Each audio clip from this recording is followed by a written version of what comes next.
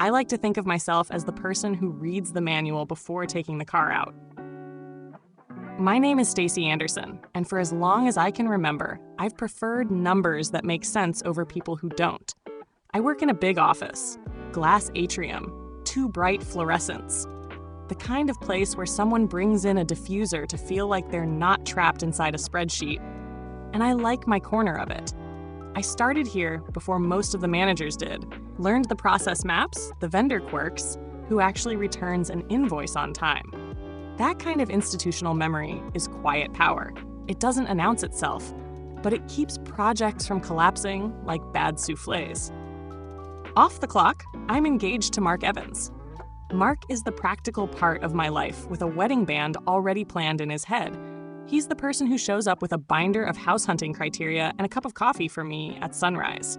He taught me things that felt like secret languages, how to read a property valuation, the little traps people fall into when forming an S-corp, how to separate emotion from a spreadsheet when the numbers matter. I learned to listen, then ask questions, and the more I learned, the more secure I felt. He's not showy about it. He's never taken the spotlight. Instead, he hands me tools and watches me build. Then there's Jack. Jack insists on Jackson now because apparently an X makes a name trendier. He's my cousin, and he's a manager at the same company. He arrived with a tailor's swagger and a taste for small humiliations. Calling me uncultured is his favorite hobby. Plain and uncool are his go-to words when he wants to make a joke. He performs disdain like a signature cologne, scented, persistent, impossible to ignore. He lobs barbs in the break room, in meetings, in a tone like he's explaining the punchline of a joke no one asked for. The ridiculous part, because there is always a ridiculous part, is that he calls me a Nepo hire as if that explains my being here. I quietly owned a project that saved the department time and hundreds of thousands of dollars while he was still trying to figure out the photocopier. I started at the company before him. He only shuffled up to a manager role when our department suddenly ran short on bodies, and someone needed to wear the manager badge. There's no lineage to my job, just work. There's no shortcut in my resume, just late nights and careful revisions. When he teases, the office laughs the way people laugh at a sitcom they half believe. I let most of it roll off. There's a resilience that comes from having balance at home and competence at work. But the comments sit like sand in a shoe. They're small enough to ignore and sharp enough to sting. Some people shrug off cousins who jab. I'm not so sure I can always. There's a wedding to plan, a life being folded together with marks, and the last thing I want is a cousin who turns a reception into another episode of his ongoing stand-up routine. The thought of him in a tux, polishing a joke to gleam in front of our friends, makes something tighten behind my ribcage. For now, I answer emails, close files, and rehearse the polite face I'll wear if he shows up. Silence is a strategy, but I'm not convinced it's the right one. I stared at Jack's name on the guest list like it was a hot coal. Hitting send on wedding invitations felt less like logistics and more like handing over a tiny stamped compass that would point my life's next direction. Mark, always the practical whisper in my ear, said, "Invite him. It's family." His voice was calm enough that it made sense to obey. But obedience doesn't erase the little knot in your throat. The morning after the invites went out, Jack turned the office into his personal late-night club. He hunted me down between meetings like a sitcom punchline seeking its laugh track. "Stace," he called from the kitchen. "I was thinking of bringing a how-to manual on dressing plain. You can autograph it." In the stairwell, he added, loud enough for the copy room to hear, "Don't worry, we'll all be perfectly uncool together." His voice had that practiced theatrical edge he uses when he's scoring cheap applause. I asked him, once softly, to stop. He answered with a grin that smelled like entitlement. He kept going. Then he dropped the line that lodged like a splinter. "I might be late," he said, casual as a weather update. "I'm exactly 37 minutes from the venue. Traffic's always awful." He said it like he was giving me trivia, an oddly specific number he expected to land with comic timing. That night, the number didn't leave me alone. I opened Maps on a whim, because I do trivia too, but the other kind, the financial kind, where everything has a receipt and a reason. I punched in the venue, then my house, then the property I'd bought last year with the plan to rehab. 37 minutes. My fingers hovered, then retraced routes, toggled departure times, checked alternate roads. All of them folded back to the same rough travel time. Curiosity isn't pretty. It's a series of small, deliberate invasions. I pulled up public records because that's how I comfort myself. Proof over panic. Deeds, tax records, the full, joyless elegance of legal paperwork. I scrolled through parcel numbers and names, then blinked at the line that refused to be a coincidence. The rental address Jack kept joking about? It matched the property I owned. My name was on the deed. The excitement I felt was two-faced. A cold, incredulous shock on one side and a small, vindicated fury on the other. That discovery felt obscene and perfect at once. He'd been performing ownership like a costume, and I'd been carrying the actual title all along. The rational part of me cataloged next steps. Verify the lease, check the timelines, preserve messages. The human part felt like someone who had just found a page of their story reprinted with someone else's byline. I slept badly that night, not from scheming, but from feeling the precise, sharp tilt of leverage settling in my chest. The wedding was still days away. The office would still be the office. But something subtle had shifted. I was no longer just the cousin who tolerated jokes. I was a person who could, quietly and legally, make good on a promise I hadn't yet made. I waited until the lull between morning meetings, the moment when the office exhales and people drift for coffee, because I didn't want an audience for what I was about to say. I found Jack by the window, pretending to stare at a skyline he barely noticed. He turned that way when he heard my heels. The grin was already in place like a mask. "Got a minute?" I asked. He raised an eyebrow. "For you. Always." We moved to a quiet conference room. The door shut behind us with a small final click that felt satisfyingly bureaucratic. "Listen," I started, and then I did what I do. I put facts on the table. I had printed copies, neat, letterhead-free, the kind of clean paperwork that doesn't need theatricality to land hard. Deed, parcel number, tax records, the purchase contract from last spring. I slid the stack across and tapped the top sheet where my name was spelled out just as plainly as on my email signature. Jack glanced once, slow and unconvinced. "Cute," he said, "very official looking. So what? Some landlord managed to buy a place near you. That's not." "It is mine," I interrupted. I said the address aloud, the whole thing, and watched the expression change on his face like a channel switching. He went from amused to confused to small, the way a man realizes he's lost a round he didn't know he was playing. "You're claiming that I rent from you," he stammered. "Yes." I kept my voice neutral, the way you read a balance sheet. Calm, precise, impossible to argue with. "I own the property you listed to people as my place. The lease you signed is with me. I verified everything with the county records. If you want, I can walk you through the receipts, the chain of title." He laughed once, thin and brittle. "That's ridiculous. You wouldn't." "I would," I said, "and I will, if you make my wedding night miserable." I let the sentence sit. "You've been using what you think is social currency, embarrassing me, calling me plain, implying I'm a Nepo hire, for months.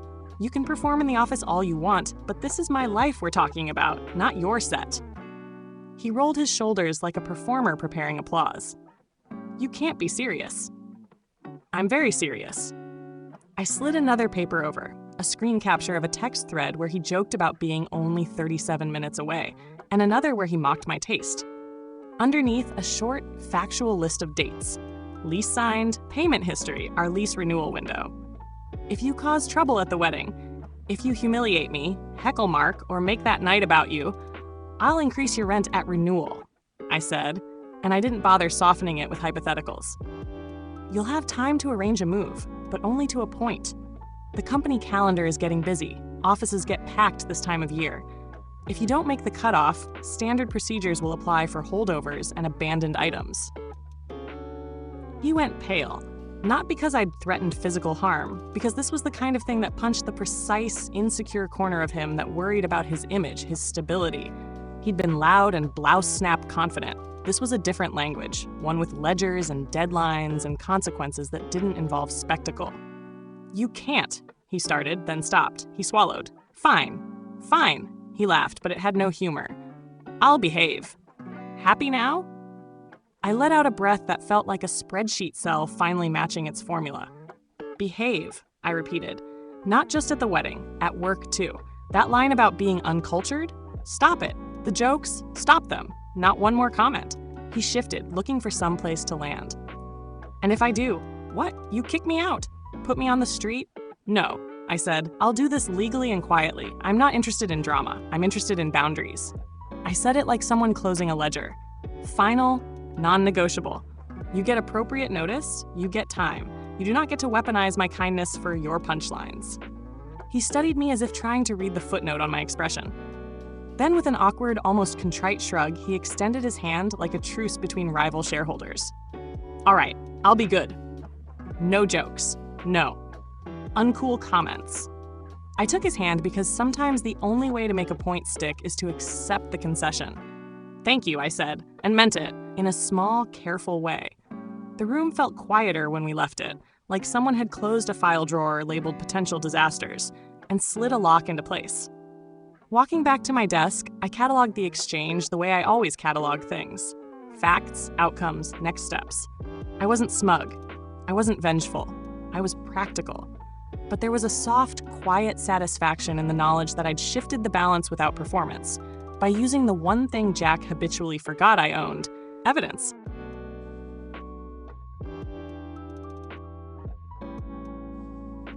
I didn't plan to think about Jack that night. The ceremony had been better than I'd hoped. Mark's vows were awkward in the best way. My mother cried exactly twice, and the DJ played a version of a song that somehow felt like ours. For a few hours, I let the normal things have their space. The hug of my friends, the clumsy grace of relatives trying to dance, the way the cake tasted like exactly the kind of thing you only get when you let someone else handle the frosting. He showed up like someone who had rehearsed restraint. I noticed him in the periphery first, standing by the far wall, a drink in one hand, watching without performing. No booming anecdotes, no loud, exaggerated laughter. He looked small, which on him was a new outfit. When he caught my eye, he gave a quick nod, the kind people use when they want conversation to be private and quiet. I found him between the Horse Duvers table and the exit, where the noise softened and people's words lost momentum. The room felt like it had a soft border there, as if whatever happened would stay inside the two of us. Hey, I said, and meant it simply.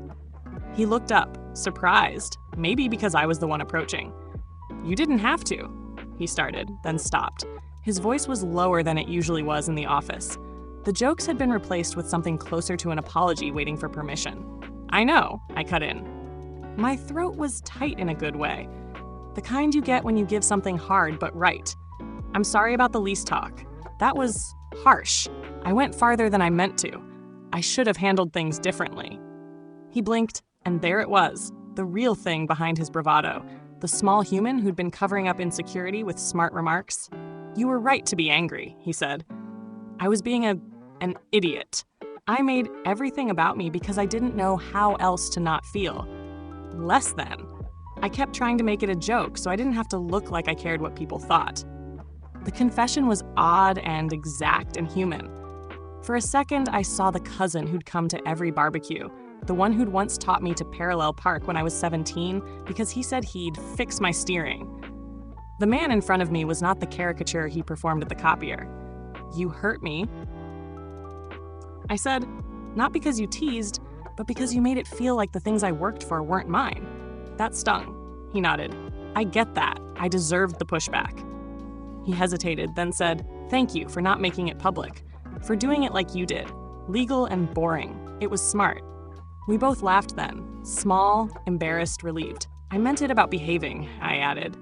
At the wedding, at work, but I also meant it about boundaries. We're family, Jackson. Jack, whatever you want. That hasn't changed. I know, he said.